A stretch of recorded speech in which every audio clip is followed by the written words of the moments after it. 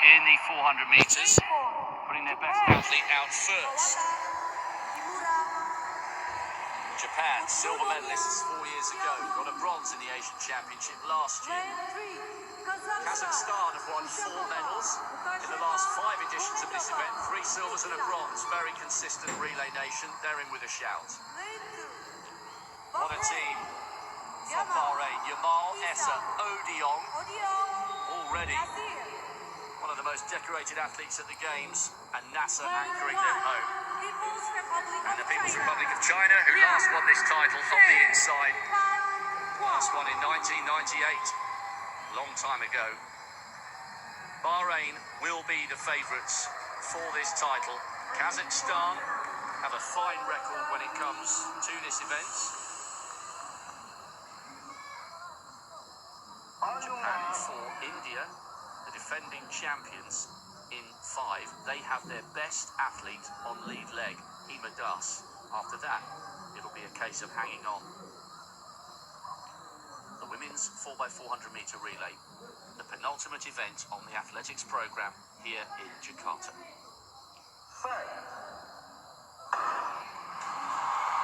A big roar from the crowd cheering on the Indonesians out in lane 6.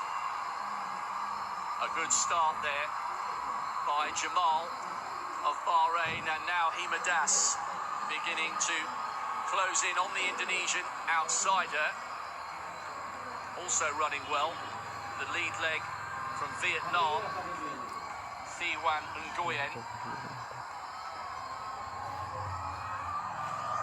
Bahrain really do have such a strong team.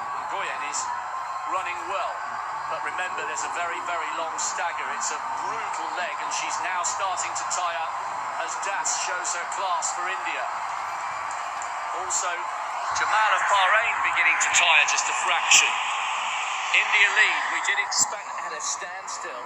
I'm sure that in the long term they won't have too much impact, but certainly they've lost 4 or 5 metres. That was a very, very poor exchange. Looking up at the big screen, this is Machetri of India. They've been bold, the Indians, by selecting Das on that lead leg.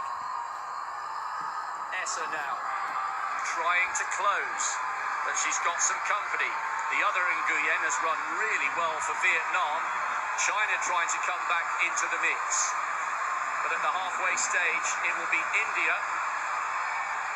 Gutsy end to that leg by Japan, who are just ahead of Bahrain, and China still in the mix for a medal.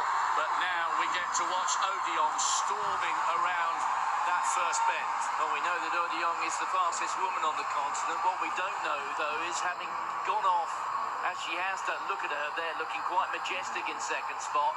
How is she once she's gone beyond 200 metres? She's certainly running within herself here, but she will look to kick once she hits that top bend, which she does now. This is going to be very informative, but at the moment, that's a big lead. That's 25 metres. The Indians put their best athlete out lead leg. It will be left to Valuva Korath to anchor them home. She has a huge lead. This is the size of the task facing Salwa Nasser. India with a lead of somewhat 30, maybe 40 metres. Nasser is so fast. She's running in lane 2. She needs to cut in. She's covering more distance than she needs to here, and she's still in lane 2. Surely she must realise you can brake. Now she moves across. She is one of the fastest women in history over 400 metres, but this lead looks too big for even her to close down. India's bold strategy of putting Hima Das on lead leg has paid off brilliantly. They've won the last 4, and in some style, they are going to make it 5 Asian Games title in a row in the women's 4x4. India take it. Nasser can't bring them gold this time. And what a fantastic bronze medal for Vietnam, I think, who came through ahead of the fast-finishing Chinese. India deliver again, and despite having a brilliant quartet on paper, the Bahrainis left themselves far too much to do. Well, they slipped the field right at the start, and that first pattern change there from the Bahrainis, which is worth a look. I don't know in the final analysis whether it's made the difference, but it does go to show that there is far more, even in a 4x400 metre race, than just simply having four fast athletes. But that was a procession, wasn't it? Well, that has certainly come as something of a surprise.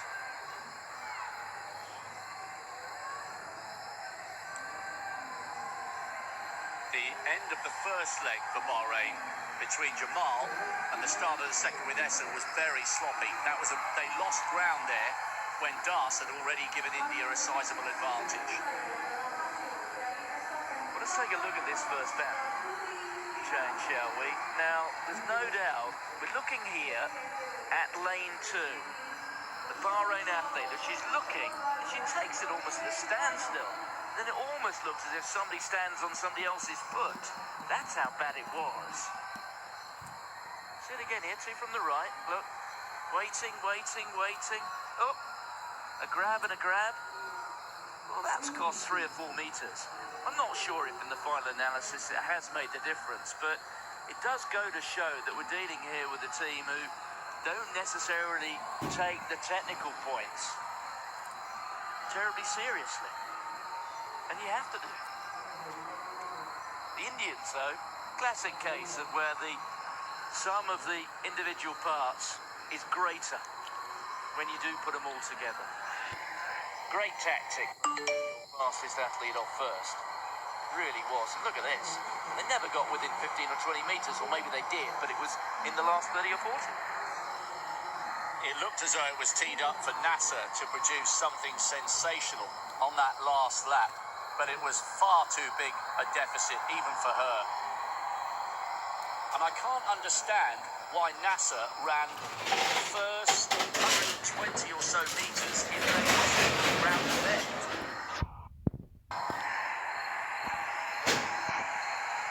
What a record by the Indian women, 5 in a row.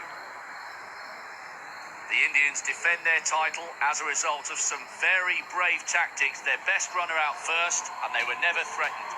Bahrain, with all the superstars, take the silver and a wonderful bronze for Vietnam. This is the medal ceremony for the women's 1500 metres. This was a procession.